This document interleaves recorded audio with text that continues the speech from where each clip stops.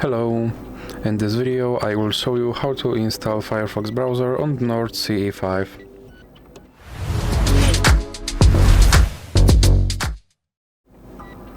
So you have to start by opening your Google Play Store, then click on search bar and type in Firefox. Now click search and then click install.